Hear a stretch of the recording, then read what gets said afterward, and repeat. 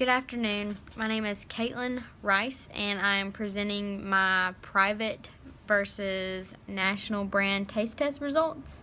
Here is my photo ID for my authentication. I really enjoyed this experiment that we did. It helped me learn a lot. I wrote this in my report. It's amazing to me how the private brands are becoming such a large competition with the national brands. I have to say, I did the experiment myself. I didn't quite taste them blindly, but I did taste the chips. The Doritos, of course, I've eaten Doritos my whole life. But I've never been one to, I usually will always buy the national brand just because it's Doritos or it's, another brand. I tend to be more trustworthy with the national brands. But there really, to me, wasn't much of a difference.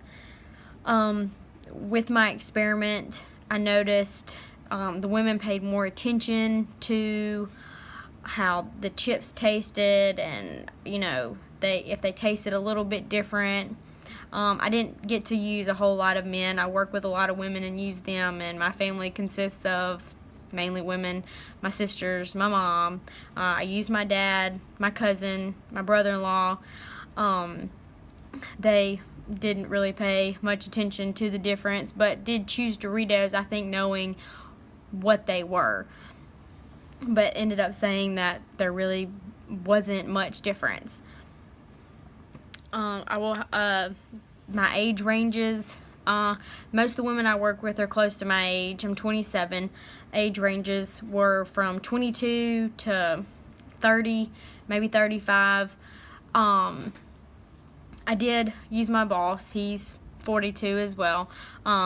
Dr. Calloway, him being a doctor, was a little bit more in depth of what he thought about everything, and but ended up choosing the Doritos in the end. I have enjoyed this experiment and have learned a lot, and I will think twice when it comes to grocery shopping.